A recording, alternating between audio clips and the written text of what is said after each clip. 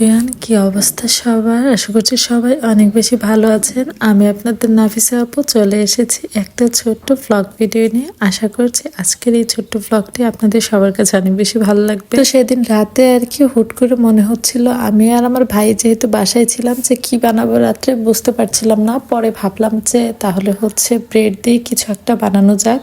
আর এই ব্রেডটা আমার ভাই হচ্ছে ও যে কোম্পানিতে জব করে সেখান থেকে নিয়ে এসেছিল। আর এখন কিন্তু মিঠাইয়ের বেশ ভালোই হচ্ছে প্রমোশন চলছে। বিভিন্ন হচ্ছে অ্যাক্ট্রেসরাও দেখি এই মিঠাইয়ের প্রমোশনের কাজগুলো করছে। তো যাই হোক, তো হচ্ছে আমি ভাবলাম যে স্যান্ডউইচ টাইপের কিছু বানাবো, বাট যেহেতু চিকেন ছিল ফ্রিজে বাট রেডি করা ছিল না, যার কারণে রাতে তো এত পরিমাণে ঠান্ডা ছিল, মোটেও ইচ্ছা করছিল না যে এখন চিকেন বের করে আবার প্রসেসিং করা। আর এখন যেহেতু একদম ঠান্ডা, প্রচণ্ড ঠান্ডায় পড়েছে বলা যায়, তো এই ঠান্ডার মধ্যে কিন্তু দেখা যায় যে এত ইজিলি হচ্ছে বের করলেও চিকেন ওগুলো হচ্ছে বরফটা ছাড়বে না। সে কারণে ভাবলাম যে ভেজিটেবল দিয়ে কিছু একটা বানাবো। পরে হচ্ছে অনেকক্ষণ চিন্তা ভাবনা করে আমি হচ্ছে এখানে শসা আর গাজর খুব সুন্দর করে একদম চিকন চিকন করে কুচি করে নিয়েছিলাম। দেন এখানে হচ্ছে ঝাল কিছুই দিইনি, জাস্ট হচ্ছে চিজ অ্যাড করেছিলাম।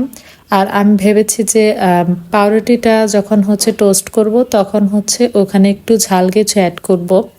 তো আসলে এটা যে আমি কি বানাতে গিয়েছিলাম নিজেও জানি না, তবে টেস্ট কিন্তু বেশ ভালোই হয়েছিল।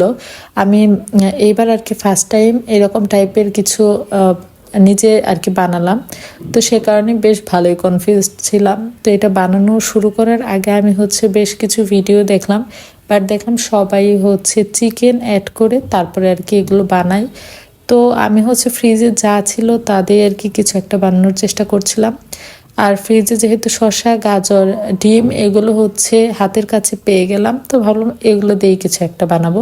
আর অল্প একটু হচ্ছে চিজ ছিল, তো সেটা দিয়ে আর কি খুব সুন্দর করে এগুলোকে আমি হালকা করে সিদ্ধ করে রেখেছি। হালকা একটু কাঁচা কাঁচা ছিল, বাট 70% আর কি সিদ্ধ হয়েছিল।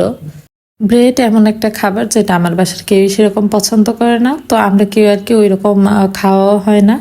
বাট যেহেতু হচ্ছে আমার ভাই এখন প্রায়ই দেখা যায় এসব নিয়ে আসে, তো কি কাজে লাগাবো সেটাই বুঝতে পারছিলাম না। সে কারণে ভাবলাম যে রাতে কিছু একটা বানাই।